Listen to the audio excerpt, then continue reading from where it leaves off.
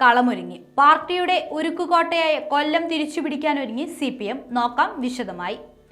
തുടർച്ചയായി തോൽവി വെല്ലാത്ത ഒരു നീറ്റലാണ് CPMന് കൊല്ലത്തിന് ലോക്സഭാ ഇലക്ഷനിൽ കഴിഞ്ഞ 2 തവണ നൽകിയത്. ഇത്തവണ കൊല്ലം ലോക്സഭാ മണ്ഡലം തിരിച്ചുപിടിക്കുമെന്ന ഉറച്ച വിശ്വാസത്തിലാണ് CPM.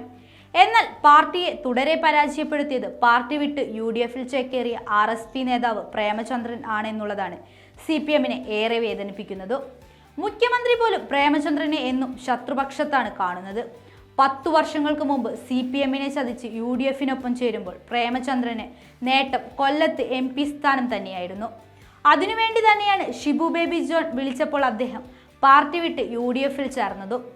തെക്ക് ചാത്തന്നൂർ തൊട്ട് കിഴക്ക് പുനലൂർ വരെയും നേട്ടങ്ങളുണ്ടാക്കാൻ സാധിച്ചു എന്നതാണ് പ്രേമചന്ദ്രന് ലഭിക്കുന്ന ആശ്വാസം. പാർട്ടിയേക്കാൾ വളർന്ന MP എന്ന സ്വീകാര്യത തനിക്ക് ലഭിക്കുമെന്ന് ഉറച്ച പ്രേമചന്ദ്രൻ ഉണ്ടെങ്കിലും മുകേഷ് എന്ന പേര് കൊല്ലത്ത് ചുവപ്പു പടരാൻ കാരണമാകുമോ എന്ന ഭയം പ്രേമചന്ദ്രനെ ഇപ്പോൾ അലട്ടുന്നുണ്ട്. 1.25 ലക്ഷത്തിന്റെ വോട്ടുണ്ടെന്ന് അവകാശപ്പെടുന്ന RSPയെ ഇക്കുറി തളയ്ക്കുമെന്ന് തന്നെയാണ് CPM തീരുമാനിച്ചുറപ്പിച്ചിരിക്കുന്നത്.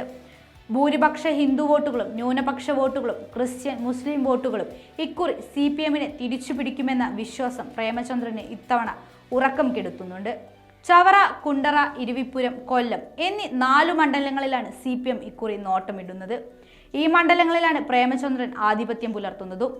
മുസ്ലിം സമുദായവും ലത്തീൻ സമുദായവും ലക്ഷ്യം വെച്ചാകും ഇക്കുറി CPM ഇവിടെ വോട്ട് നേടുക.